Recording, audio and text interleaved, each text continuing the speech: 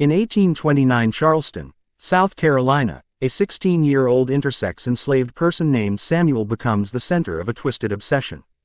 Born with physical characteristics that defied simple categorization as male or female, Samuel had spent their entire life being examined and studied by their previous owner, a Virginia physician named Drive Marcus Hendricks, who treated them as a living medical experiment.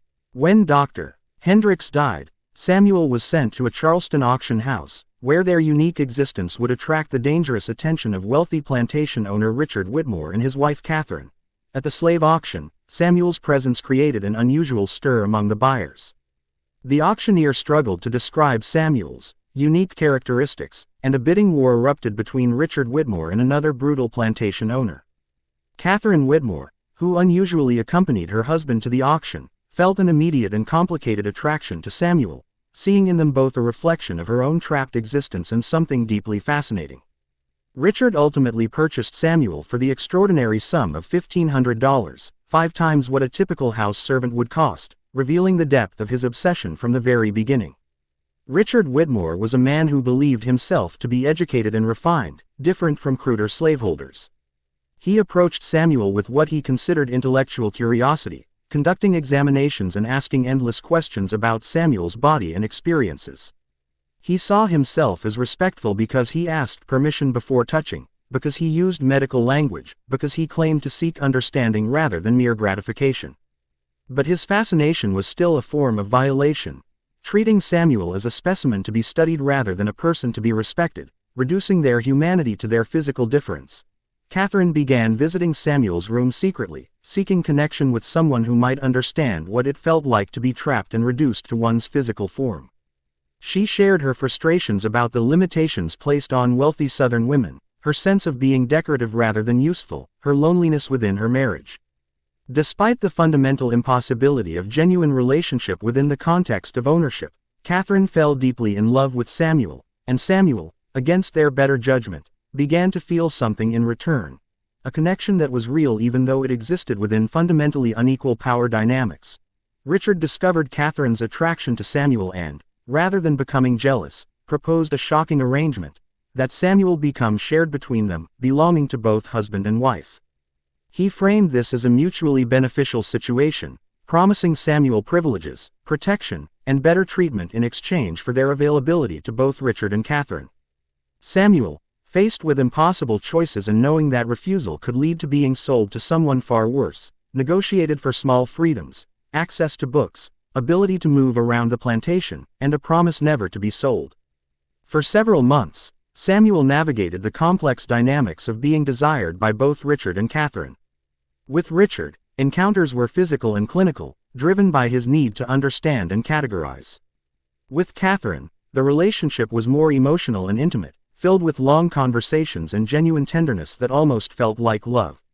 Samuel survived by compartmentalizing, giving each what they wanted while keeping some essential part of themselves separate and protected. The household staff noticed the arrangement, with mixed reactions ranging from resentment to recognition of Samuel's exploitation. An elderly enslaved woman named Dinah, who had survived 30 years on the plantation and every kind of violation imaginable, took Samuel aside to warn them. She explained that such arrangements never ended well, that the Whitmores would eventually tire of Samuel, want something they couldn't give, or turn on each other with Samuel caught in the middle. Dinah urged Samuel to remember who they were, to not let the Whitmores convince them this was something other than exploitation, and to start planning for when the arrangement inevitably fell apart. Catherine discovered she was pregnant with Richard's child, which threw the household into chaos. Unable to continue her relationship with Samuel while carrying her husband's baby, Catherine withdrew suddenly and completely, avoiding Samuel entirely. This abandonment was both expected and devastating for Samuel, who had tried to protect themselves emotionally but had still developed genuine feelings. Meanwhile, Richard became increasingly possessive without Catherine as a counterbalance, his relationship with Samuel growing darker and more controlling. Catherine gave birth to a son who lived only a few minutes before dying. The physician blamed Catherine's nervous temperament and moral weakness, implying that her relationship with Samuel had somehow tainted the pregnancy. Catherine fell into a deep depression, while Richard descended into heavy drinking and erratic behavior. The household staff began to whisper that Samuel was cursed, that their unnatural existence had brought bad luck to the house, that the baby's death was divine punishment for the Whitmores' transgressive desires. Catherine emerged from her depression transformed, harder, colder, consumed by grief that had turned to rage. She summoned Samuel and announced her plan for revenge. She would invite wealthy gentlemen from Charleston to examine and use Samuel, sharing them more widely as punishment for the role she believed Samuel played in her baby's death. Catherine wanted Samuel to feel the same helplessness and violation that she felt, to understand what it meant to have your body betray you and destroy everything you loved. Before Catherine could execute her plan, Richard came to Samuel sober and clear-eyed for the first time in weeks. He revealed that he had come to a devastating realization. What he and Catherine had been doing to Samuel was not materially different from what Catherine now wanted to do.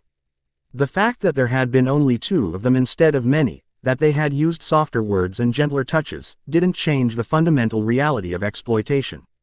Richard's son's death had forced him to confront the moral corruption of the entire slave system and his participation in it. In an act that seemed to be equal parts genuine remorse and desperate attempt at redemption, Richard gave Samuel manumission papers granting legal freedom, $300 in cash, a letter of introduction to a friend in Philadelphia, and a journal containing all of Richard's observations and notes about Samuel. He told Samuel that these records were about them and therefore belonged to them, to burn, keep, or do whatever they wanted with. Richard apologized, not expecting forgiveness, and Samuel left the Whitmore plantation forever. Samuel's journey to Philadelphia took 3 months and was fraught with danger. Even with free papers and money, a person of African descent traveling alone attracted suspicion and violence. Samuel used their ambiguous appearance as camouflage, switching between men's and women's clothing, making it harder for anyone who might be pursuing them to describe what they looked like. They traveled mostly at night, stayed in safe houses run by abolition sympathizers, and lived in constant fear of slave catchers who might not honor their legal documents. In Philadelphia, Samuel slowly built a life of freedom with help from Richard's Quaker friend Thomas Garrett. They took the name Samuel Freeman, claiming their freedom in their very name. They found work in the printing industry, eventually becoming an editor for an abolitionist newspaper. The physical violations had ended, but the psychological scars remained. Samuel jumped at loud noises, couldn't sleep without nightmares, couldn't let anyone touch them without flinching. Healing was a slow process that required learning to simply exist without constantly performing for someone else's gaze. About a year after escaping, Samuel read through Richard's journal completely for the first time. Page after page of clinical observations and detailed descriptions of their body was violating to read, but also oddly validating, proof that they had existed, that their experiences had been real. Rather than burning it as Richard had suggested, Samuel kept the journal and added their own notes in the margins, corrections and commentary, and sometimes just the word, "no," written firmly next to Richard's speculations. The journal became a record not just of Richard's observations but of Samuel's resistance. Samuel lived for another 40 years, becoming an important voice in the abolitionist movement. They wrote articles and gave speeches about the realities of slavery and the ways it corrupted everyone it touched. They never married or had children, maintaining careful distance from intimate relationships that might replicate the power dynamics they'd escaped. Samuel never spoke publicly about their specific experiences in the Whitmore household, but wrote about them privately in journals with instructions to publish after their death, if the world seemed ready to hear the story. Samuel's private journals were published in 1886, 20 years after the Civil War ended slavery. They caused a sensation by revealing something profound about how slavery warped human relationships and the infinite ways people justified and complicated a fundamentally evil system. Samuel's final journal entries reflected on forgiveness, noting that they couldn't afford to forgive because it would require accepting what was done as somehow understandable. Instead, Samuel chose to remember the Whitmores as cautionary figures, examples of how good intentions and genuine feeling can still lead to terrible harm within structures of domination. Samuel Freeman died in 1885 at age 72, surrounded by chosen family, with a gravestone bearing only their chosen name and dates, no mention of their physical characteristics or time in bondage. Their greatest act of resistance was their refusal, sustained over 40 years of freedom, to let anyone else define who they were. Samuel's story teaches us that love and desire are not inherently good, They become good or bad based on the power dynamics they exist within and whether they respect or violate the autonomy and humanity of everyone involved. Freedom, Samuel showed us, begins not with laws or papers but with the claim each person makes to their own humanity, their own story, their own right to exist without apology or explanation. The human capacity for obsession is perhaps one of our most dangerous traits, particularly when that obsession intersects with absolute power over another person's life. In the case of Richard and Catherine Whitmore, their obsession with Samuel Freeman revealed the terrible creativity that emerges when desire meets ownership, when fascination combines with the legal right to possess. Richard's obsession manifested as intellectual curiosity. He genuinely believed he was different from other slaveholders because he approached Samuel with what he considered scientific interest rather than mere lust. He read medical journals, corresponded with physicians, kept meticulous notes about Samuel's physical characteristics and responses. In Richard's mind, this clinical approach elevated his interest above base desire, transformed exploitation into enlightenment. He saw himself as a man of learning, someone who could appreciate the philosophical implications of Samuel's existence, someone who was studying rather than simply using. But this intellectualization was itself a form of violence, perhaps more insidious than straightforward physical assault because it dressed violation in the respectable clothing of science and knowledge. When you examine another person's body without their meaningful consent, when you reduce their existence to data points and observations, when you treat their most intimate realities as puzzles to be solved, this is dehumanization regardless of how scholarly your approach might be. Richard never understood this. Even when he finally freed Samuel, even in his moment of supposed moral awakening, he couldn't fully grasp that his entire framework had been wrong from the beginning. He thought the problem was the specific nature of what he'd done, not the fundamental assumption that Samuel's body and identity were his to investigate in the first place. Catherine's obsession took a different form, though it was no less consuming and ultimately no less violent. Her attraction to Samuel was wrapped in emotional language, in claims of genuine connection and mutual understanding. She told herself, and perhaps even believed, that what she felt was love, that it transcended the master-slave relationship, that it was somehow pure despite the fundamentally impure context in which it existed. Catherine was a woman trapped in her own gilded cage, suffocating under the weight of expectations and limitations placed on wealthy Southern women. She couldn't own property, couldn't vote, couldn't pursue education or career, couldn't even control her own body in many meaningful ways. Her husband had legal authority over her, her father before him, and someday perhaps a son. In this context of her own powerlessness, the relationship with Samuel offered her something intoxicating, a sphere where she had power, where she could be the one who chose, who took, who defined the terms. She didn't recognize, or chose not to recognize, that this inverted power dynamic was just as exploitative as the one that oppressed her. She thought that because she used tender words, because she talked for hours with Samuel about poetry and philosophy, because she cried after their intimate encounters, somehow that made it different. But tenderness without the possibility of refusal is not love. Emotion without equality is not connection. Catherine was using Samuel just as much as Richard was, perhaps even more so because she dressed it up in the language of feeling and tried to convince both of them that it was something other than what it was. The tragedy is that there probably were genuine emotions on both sides. Samuel, despite everything, did feel something for Catherine, not love exactly, but a complicated mixture of recognition, sympathy, and the desperate human need for connection that persists even in the most impossible circumstances. And Catherine's feelings, however tainted by the power imbalance, were real to her. She genuinely believed she loved Samuel, genuinely felt desire and longing and the pain of separation. But the authenticity of the emotion doesn't validate the relationship.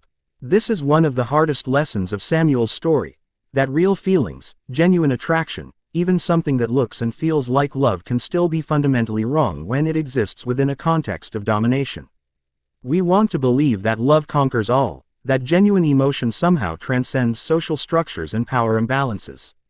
But it doesn't. Love, or what we call love, can be just as much a tool of exploitation as violence or coercion, perhaps more so because it's harder to recognize and resist.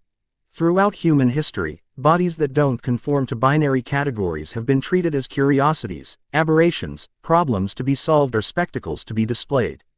Samuel's intersex body made them valuable in the slave market precisely because it confused the categories that the system relied upon. Slavery depended on the ability to classify people, to sort them into groups that determined their labor, their living conditions, their reproductive potential. Men went to the fields or became skilled tradesmen, women worked in houses or were bred for more enslaved children. But Samuel didn't fit neatly into either category, and this ambiguity made them both fascinating and threatening to the social order. Dr. Marcus Hendricks, Samuel's first owner, had approached this ambiguity with the cold curiosity of a man who saw human beings as specimens. He measured and documented every aspect of Samuel's physical development from birth through adolescence, recording changes and characteristics with the same detachment he might bring to studying insects or plants. For Hendricks, Samuel represented an opportunity to contribute to medical knowledge, to perhaps publish papers that would make his name known in scientific circles. The fact that this research required constant violation of Samuel's privacy and dignity never seemed to occur to him, or if it did, he justified it through the twin logics of scientific progress and racial hierarchy. After all, in the medical thinking of the time, enslaved people were often viewed as ideal research subjects precisely because their consent was not required and their suffering was considered less significant than that of white people. Samuel learned early how to dissociate during these examinations, how to separate their consciousness from their body, to retreat into an internal space where Hendricks' measurements and probings couldn't reach.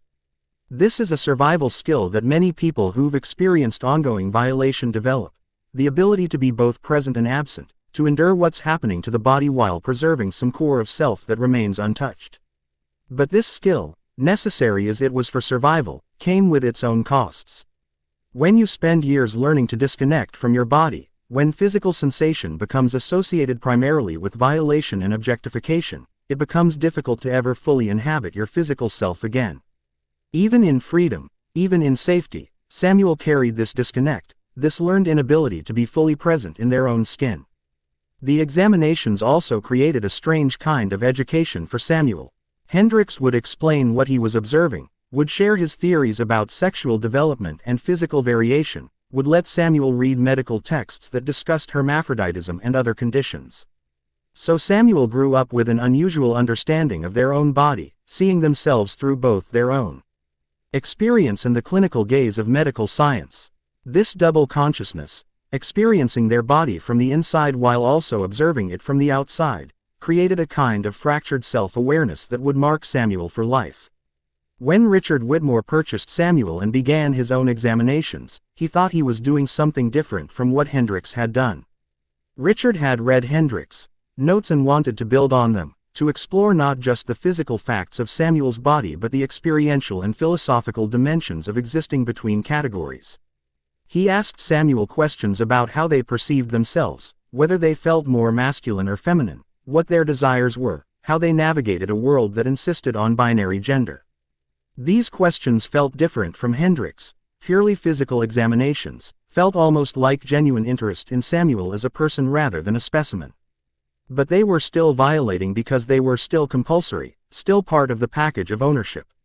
Samuel had to answer because Richard owned them, because refusal could have consequences, because even the most personal questions become coercive when asked by someone with absolute power over your life.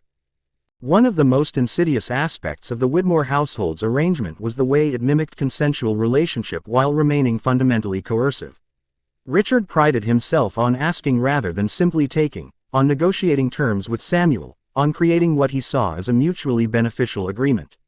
Catherine believed that because she shared her own vulnerabilities with Samuel, because she talked about her feelings and sought Samuel's perspective, their relationship was somehow reciprocal. Both of them wanted desperately to believe that Samuel's participation was willing, that the intimacy they shared was genuine rather than performed, that they were engaged in something other than exploitation. This desire to see consent where none could exist is a common feature of oppressive relationships. People with power want to believe that those subject to their power are happy, willing, even grateful. Slaveholders throughout history convinced themselves that enslaved people were content with their lot, that they were better off in bondage than they would be in freedom, that the relationship between master and slave was one of mutual obligation and even affection rather than violence and coercion. This self-deception served important psychological functions. It allowed slaveholders to maintain positive self-images, to sleep at night, to participate in church and community life without seeing themselves as moral monsters. Richard and Catherine's self-deception was perhaps more elaborate than most because the nature of their relationship with Samuel was more intimate, more emotionally fraught.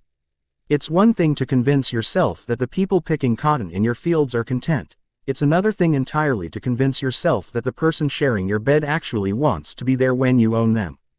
So they looked for signs of Samuel's willing participation, interpreted any moment of pleasure or connection as evidence of genuine consent, told themselves stories about the special nature of their household and their enlightened approach to the master-slave relationship.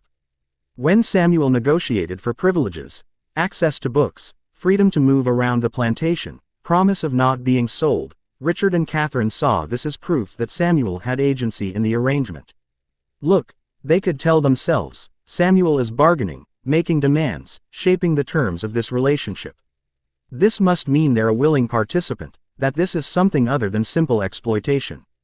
But negotiating the terms of your exploitation is not the same as consenting to it. When the alternative to accepting an arrangement is being sold to someone who might be worse, when you have no real option to simply walk away, then any agreement you make is fundamentally coercive regardless of how it might look on the surface. This is why the concept of consent requires not just the ability to say yes, but the meaningful ability to say no without dire consequences. Samuel understood this in a way that Richard and Catherine never could or would. Samuel knew that every time they nodded agreement to Richard's proposals, every time they returned Catherine's kiss, every time they performed the role expected of them, they were making survival calculations rather than free choices. They were weighing the known exploitation of the current situation against the unknown but likely worse exploitation that might come if they refused.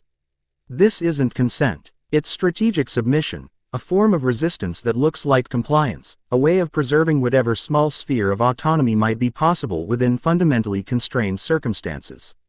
The fact that Samuel sometimes experienced physical pleasure during these encounters, that they sometimes felt genuine emotion toward Catherine, that they sometimes found Richard's intellectual conversations stimulating, none of this constituted consent either. The human body and heart are complex. They respond to stimuli and connection in ways that don't always align with our conscious wishes or our understanding of our own best interests. Enslaved women who became pregnant by their rapists sometimes loved the children that resulted. People in abusive relationships often have genuine positive feelings toward their abusers. These authentic emotions don't validate the relationships that produced them. They just demonstrate the complicated reality of human psychology under conditions of ongoing trauma and coercion. Perhaps the deepest tragedy of the Whitmore household was the way slavery corrupted even the possibility of genuine intimacy. There were moments between Samuel and Catherine that felt real, that carried the texture and weight of authentic human connection. Late-night conversations about loneliness and longing, shared appreciation of poetry and music, tears shed together over the cruelties and limitations of their respective lives.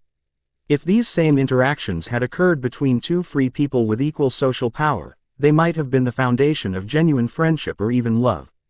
But they didn't occur between equals, and the power differential poisoned everything it touched. Catherine wanted to believe she saw the real Samuel, that their conversations revealed authentic truths about who Samuel was beneath the performances required by enslavement. And in some ways, perhaps she did see more of Samuel than most people in the household. Samuel did share thoughts and feelings with Catherine that they shared with no one else, did let some of their protective walls down in those quiet hours together. But even this sharing was strategic to some degree, calculated to create the kind of emotional intimacy that Catherine craved and that might, in turn, secure better treatment and protection for Samuel. You can't fully separate genuine feeling from survival strategy when your life depends on pleasing the people who own you. The same corruption affected the physical intimacy between Samuel and the Whitmores. There were probably moments when Samuel's body responded with pleasure, when touch felt good despite the coercive context, when the physical sensations overwhelmed the intellectual understanding of the situation's wrongness. But these moments of pleasure were themselves a kind of betrayal, the body collaborating with its own exploitation, responding to stimuli in ways that seemed to validate what was being done. For people who've experienced sexual violation in contexts of ongoing relationship, this bodily response to abuse is often one of the most confusing and shameful aspects of the experience. How do you make sense of the fact that something wrong sometimes felt good? How do you reconcile the knowledge that you were being violated with the reality that your body sometimes participated in its own violation? These questions haunted Samuel long after they escaped to freedom. In their private journals, they wrote about the difficulty of ever trusting their own responses again, of ever believing that what they felt in intimate moments was real rather than some learned performance or bodily betrayal. They wrote about the years it took to stop automatically calculating how to please whoever was near them, to stop reading every social interaction as a potential threat or opportunity, to stop treating their own body as something separate from themselves that needed to be managed and controlled. The corruption extended beyond Samuel to Richard and Catherine as well. Whatever capacity they might have had for genuine intimacy was destroyed by their participation in the slave system and specifically by their exploitation of Samuel. Richard never learned the difference between fascination and love, between possessing someone and knowing them. His relationship with Samuel taught him that he could have access to another person's body without ever really reaching their inner self, that you could examine and touch and claim someone and still be fundamentally alone. But instead of recognizing that the problem was the power differential that made real intimacy impossible, Richard concluded that the problem was Samuel's withholding, their refusal to fully surrender even when they had no choice but to submit. This misunderstanding followed Richard through the rest of his life. He moved west after his marriage dissolved, had relationships with other women, both enslaved and free, and found the same frustrating sense of disconnection. He died believing that genuine intimacy was simply impossible, that human beings were fundamentally isolated from each other, never understanding that what he'd experienced was the inevitable result of trying to force connection through domination. Samuel's decision to write about their experiences and eventually publish their story was itself a radical act of resistance and reclamation.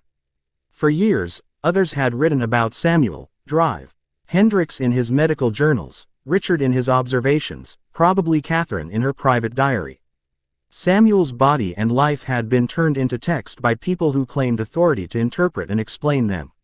Now, Samuel would write their own story, claim their own narrative authority, refuse the interpretations that had been imposed upon them.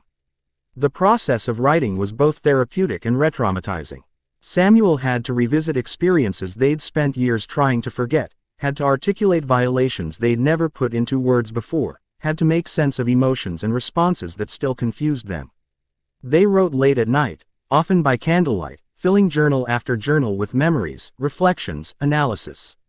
Sometimes they had to stop because the memories were too overwhelming, the emotions too intense.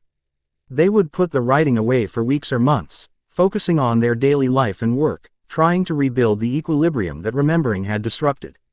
Then they would return to it, adding more layers, refining their understanding, finding language for experiences that seemed to resist words.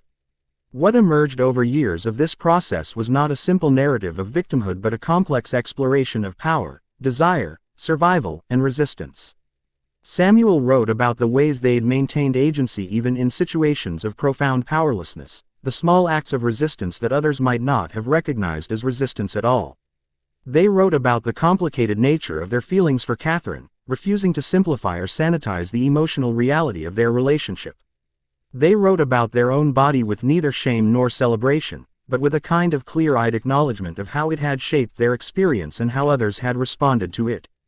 They wrote about freedom not as a single moment of liberation but as an ongoing process of learning to inhabit themselves fully, to trust their own perceptions, to stop calculating how to please whoever held power.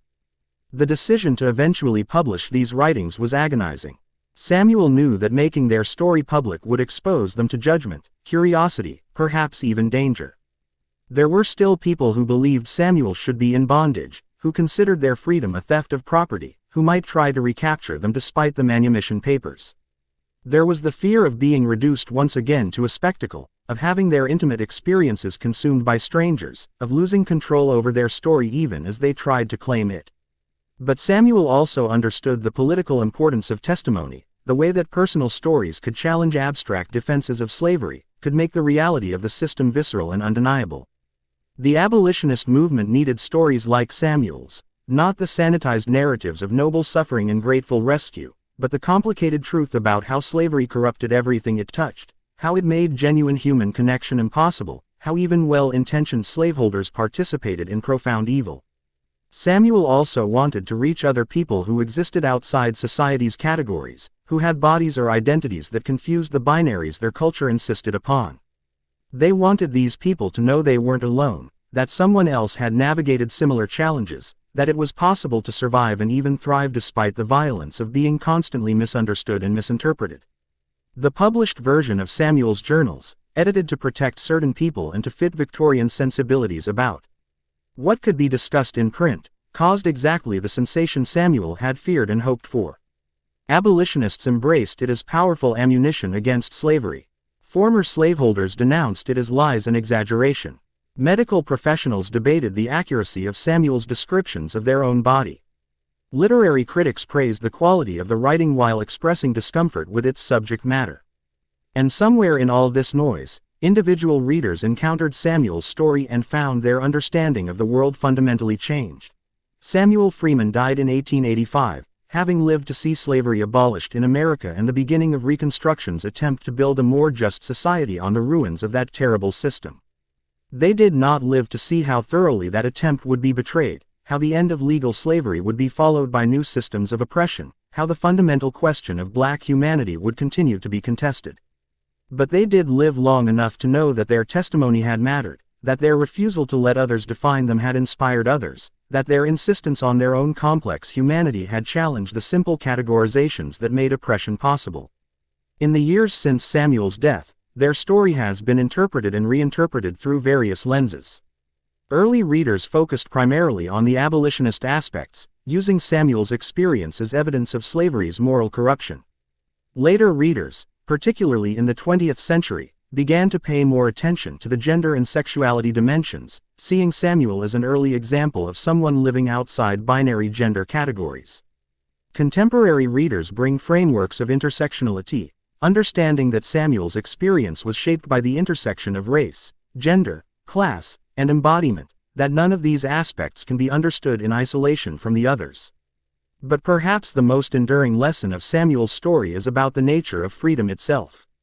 Samuel showed that freedom is not simply the absence of legal bondage, not just a matter of having the right papers or living in the right place. Real freedom requires the ability to define yourself rather than accepting others' definitions, to own your own story rather than letting it be written by those with power over you, to trust your own perceptions and desires rather than constantly calibrating them to please or placate those around you. This kind of freedom is never fully achieved. It's an ongoing practice, a daily choice to resist the forces, both external and internalized, that try to reduce us to categories, to make us legible and manageable and useful to others' agendas.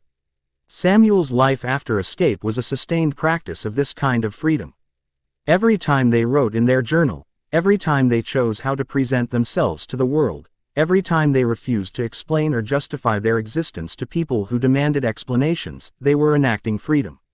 Every time they connected with others as equals rather than as superior or subordinate, every time they allowed themselves to feel desire without shame or calculation, every time they trusted someone enough to be vulnerable, they were claiming more territory in the ongoing struggle for full humanity. The story also teaches us about the difference between intent and impact, between how people understand their own actions and the reality of what those actions do to others. Richard and Catherine genuinely believed, at least some of the time, that they were treating Samuel better than other slaveholders treated the people they owned. They used kinder words, they asked questions, they provided privileges, they told themselves they cared about Samuel as a person. But all of this was built on the foundation of ownership, and no amount of kind treatment can transform exploitation into mutuality, no quantity of genuine feeling can make coercion into consent. This lesson remains relevant today in all contexts where power differentials exist, in workplace relationships between supervisors and employees, in therapeutic relationships between healers and patients, in academic relationships between professors and students, in economic relationships between those with wealth and those without.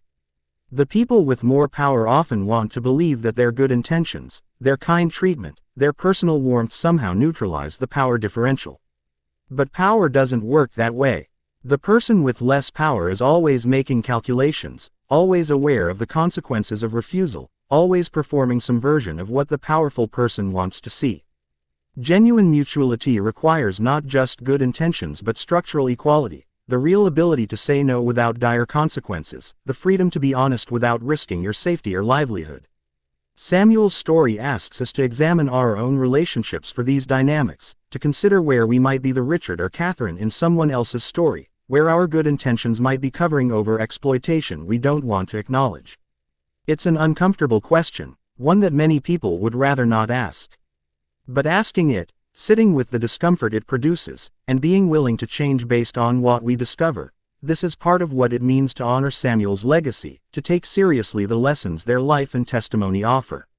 The story also reminds us that resistance takes many forms, that survival itself can be resistance, that small acts of self-preservation in contexts of ongoing violence are themselves valuable and important. Samuel resisted by compartmentalizing, by maintaining an inner self that the Whitmores couldn't access, by negotiating for small privileges, by eventually accepting help to escape. None of these are the dramatic forms of resistance we celebrate in movies and stories, but they were the forms of resistance that were possible and that preserved Samuel's life and sanity long enough for freedom to become accessible. In our own contexts, resistance to oppression and exploitation often looks similarly undramatic. It's continuing to exist despite systems designed to erase you.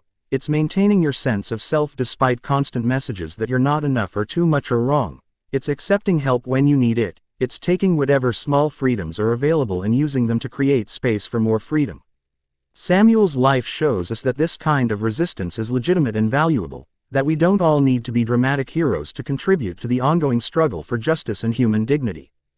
When we encounter a story like Samuel Freeman's, we are forced to confront difficult questions about our own role as witnesses to historical trauma and ongoing injustice.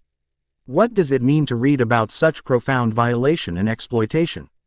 What are our responsibilities as people who consume these narratives of suffering? And perhaps most importantly, how do we honor the humanity of people like Samuel without reducing them to symbols or lessons, without making their pain into entertainment or their resistance into inspiration porn for our own comfort? These questions become even more complex when we consider that Samuel's story, while historical, is not safely contained in the past.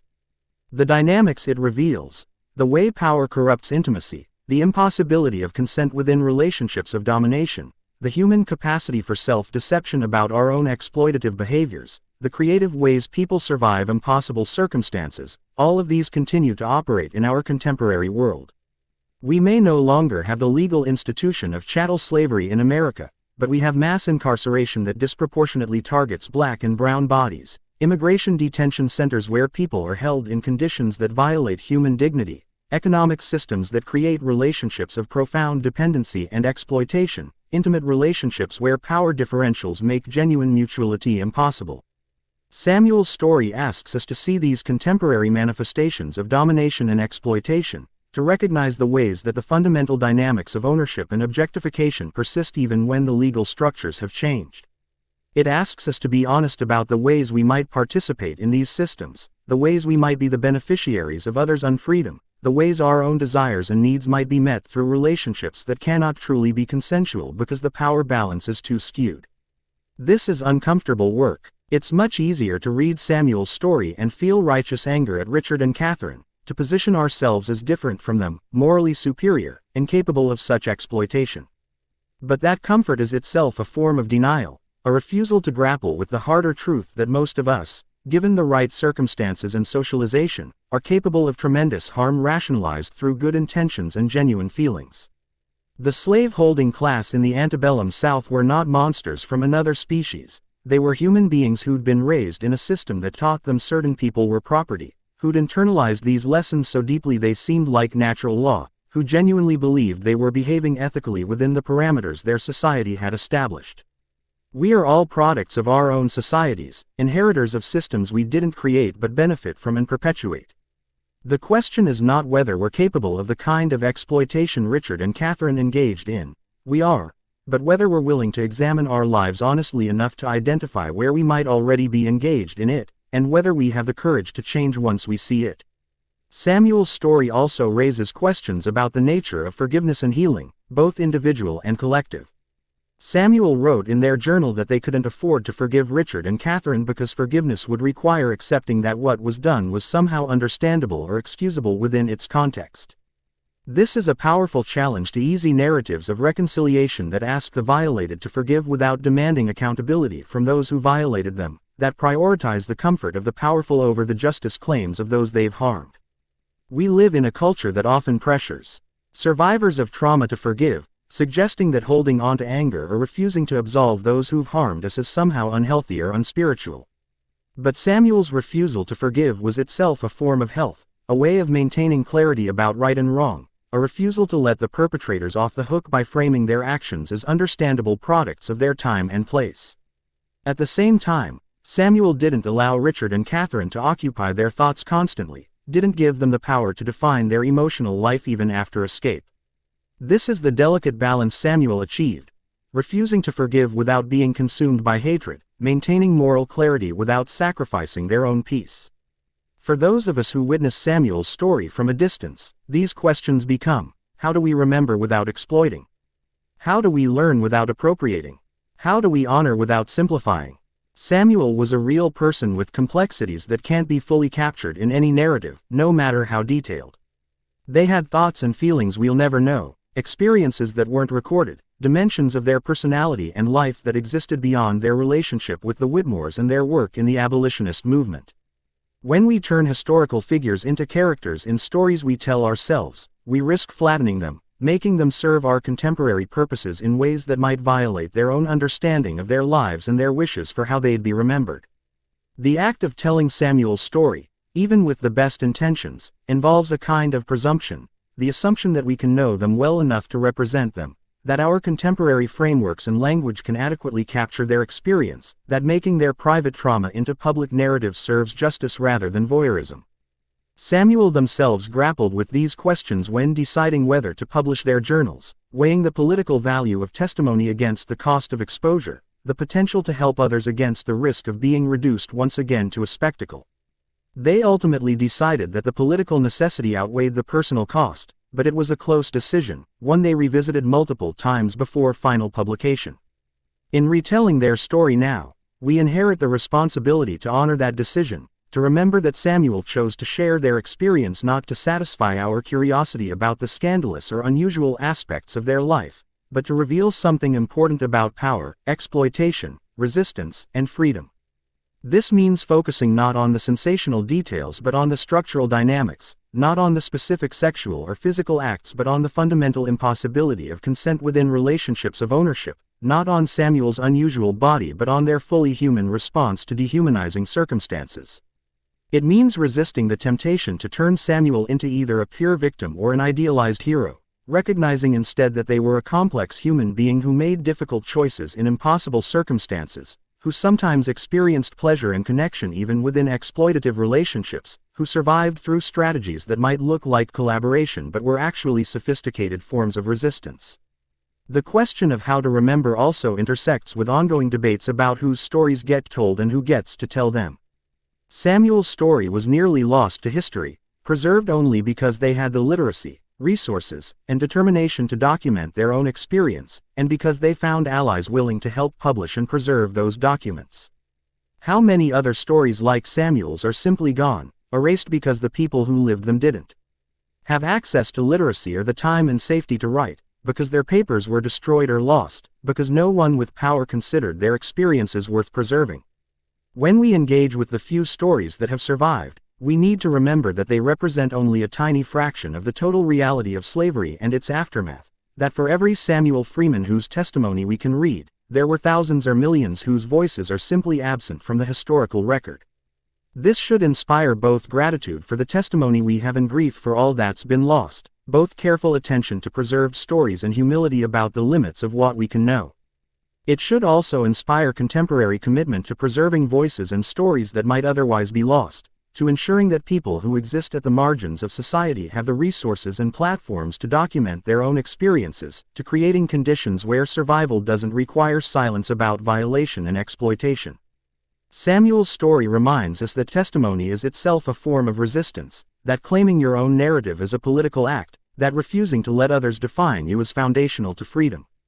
In our own time, this might mean supporting organizations that preserve the stories of survivors of various forms of violence and exploitation, It might mean creating art and literature that centers voices usually pushed to the margins. It might mean using whatever platforms we have to amplify voices that are usually silenced.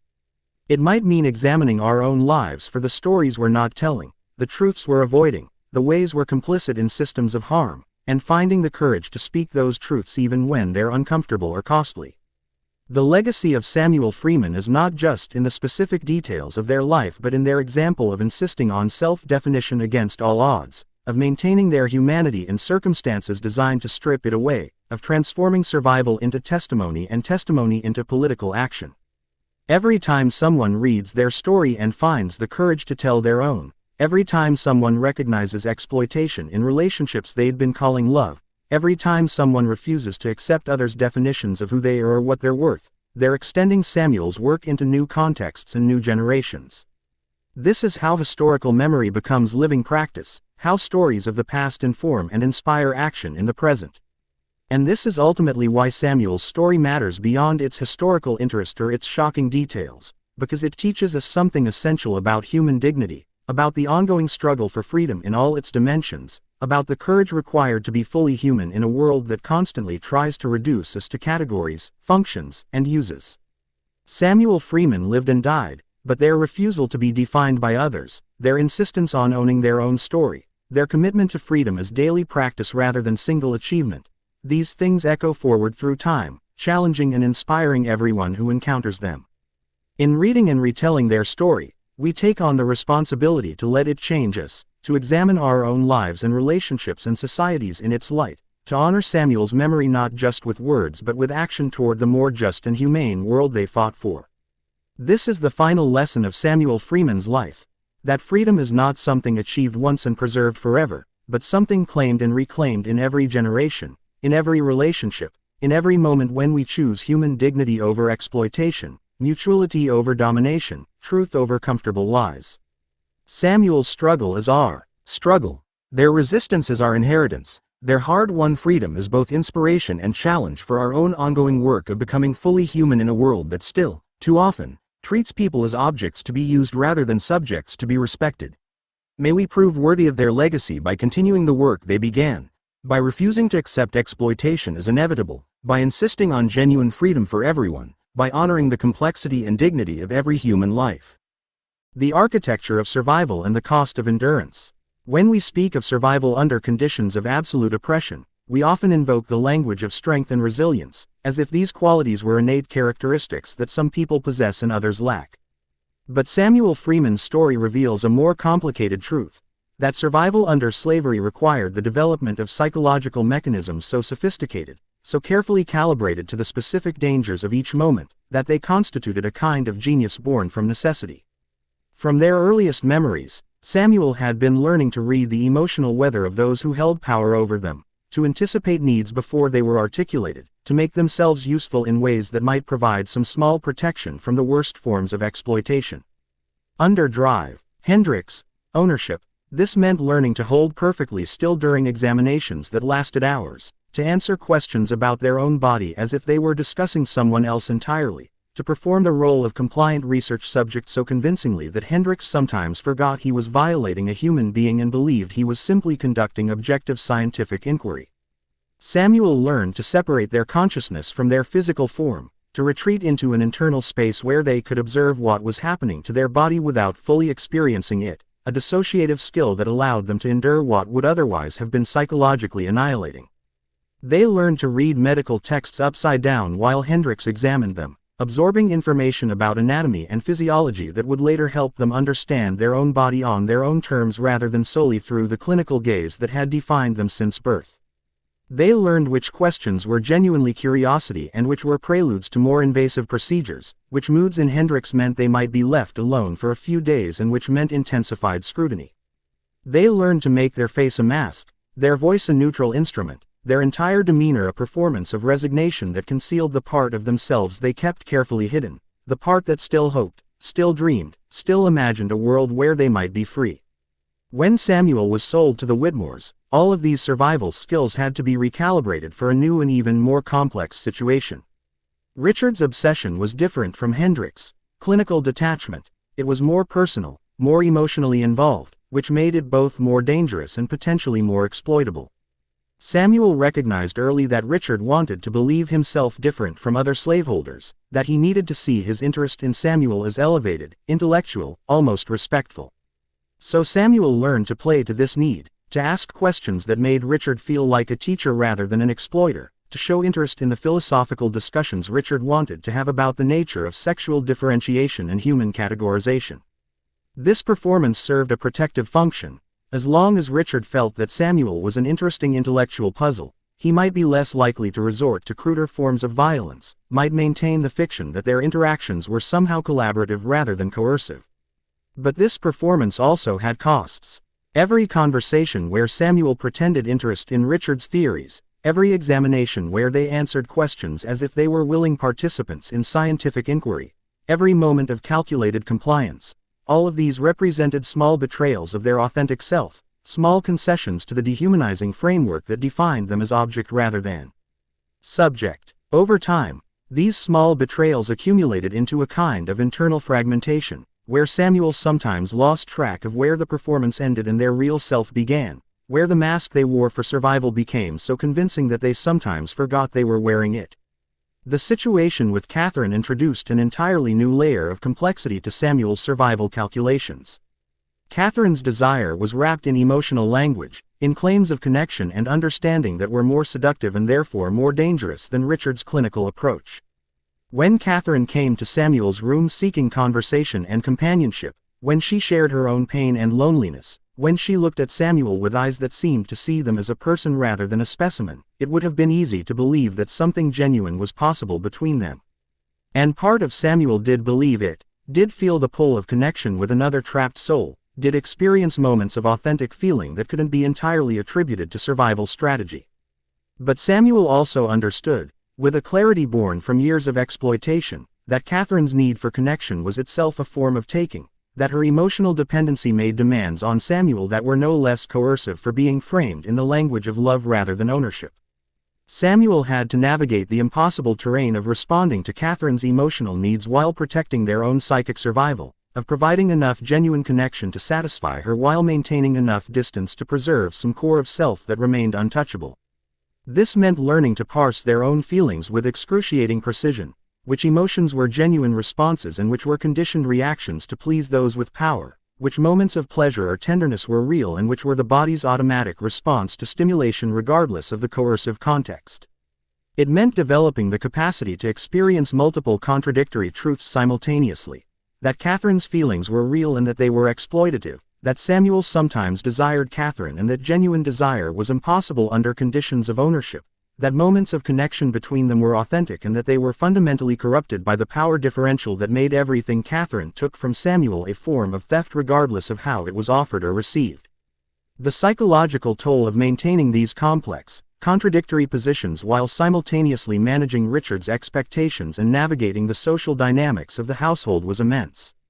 Samuel lived in a state of constant hypervigilance, always reading the emotional temperature of the Whitmores, always calculating the safest response to each situation, always managing their own emotional reactions to ensure they didn't reveal too much vulnerability or develop too much genuine attachment to people who could destroy them on a whim.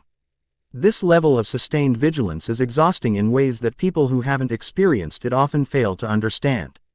It's not just mental alertness but a full-body state of readiness for danger, where every sound might signal someone approaching, where every shift in mood might indicate a threat, where every interaction requires split-second assessments of the safest way to respond. Over time, this constant state of alert becomes the baseline, the normal way of being in the world, so that even in moments of relative safety Samuel couldn't fully relax, couldn't stop scanning for threats, couldn't trust that any peace would last. The arrangement that Richard proposed, making Samuel available to both him and Catherine in a formalized way, represented both a new danger and a strange kind of clarity. On one hand, it formalized and intensified the exploitation that had been happening more covertly, made explicit the ways Samuel was being used by both Whitmores for their own gratification. On the other hand, it allowed Samuel to negotiate for specific protections and privileges, to extract some concrete benefits in exchange for what was already being taken from them. Samuel's decision to agree to the arrangement, to negotiate for access to books and freedom of movement and a promise not to be sold, was a masterclass in the kind of strategic thinking that survival under slavery required. They took a situation where they had almost no power and found the small spaces where they could exercise some agency, extracted whatever advantages were possible, knowing that the fundamental wrongness of the situation couldn't be changed, but that small improvements in their conditions might make the difference between psychological survival and complete annihilation. But even as Samuel made these strategic calculations, even as they successfully negotiated for better treatment, part of them understood that every concession they made, every time they participated in the arrangement as if it were a voluntary agreement, they were collaborating in their own exploitation in ways that would haunt them long after they escaped. This is one of the cruelest aspects of oppressive systems. They force the oppressed to participate in their own degradation, to make choices that look like agency but are really just selections among terrible options, and then use that forced participation as evidence that the oppressed are complicit, willing, perhaps even grateful for their treatment. Samuel would spend years in freedom trying to untangle this psychological knot, trying to understand that survival strategies developed under coercion don't constitute consent, that doing what you must to stay alive doesn't make you responsible for what was done to you, that the self-blame that comes from having participated in your own exploitation is itself a wound inflicted by the system rather than an accurate assessment of moral responsibility. The presence of Dinah in Samuel's life represented a different model of resistance and survival, one that maintained clarity about the nature of the system while still finding ways to protect and help others within it. Dinah had survived 3 decades of slavery without losing her moral compass, without convincing herself that the small kindnesses of individual slaveholders made the system acceptable, without fragmenting her sense of self to the degree that Samuel had been forced to do. Her ability to maintain this clarity came partly from her position in the household hierarchy. As an older kitchen worker, she was less subject to the kinds of intimate exploitation that Samuel experienced, had more connection to the community of enslaved people, had developed a support network over decades that Samuel, isolated in their special position, lacked. But it also came from a kind of spiritual and psychological strength that Dinah had cultivated deliberately, a practice of remembering who she was beneath the roles slavery forced her to play, of maintaining connection to her own values and judgments even when she couldn't act on them openly. When Dinah warned Samuel that the arrangement with the Whitmores would end badly, she was sharing wisdom earned through painful experience, offering Samuel the benefit of her longer perspective on how these situations developed and resolved. And when she later offered to help Samuel escape, she was taking enormous risks not just to her own safety but to the safety of everyone connected to her, demonstrating the kind of solidarity and mutual aid that represented genuine resistance to the system in ways that Samuel's individual survival strategies, however sophisticated, could not. The escape itself required Samuel to deploy yet another set of survival skills, ones they'd never needed to develop while enslaved. They had to learn to trust their own judgment about who was safe to approach and who represented danger, to navigate terrain without the detailed local knowledge that might have helped them avoid patrols and slave catchers, to manage limited resources over an extended journey, to present themselves in ways that made their free papers credible rather than suspicious. The 3 months of travel north were perhaps the most terrifying period of Samuel's life because for the first time, their survival depended entirely on their own decisions rather than their ability to please those with power over them.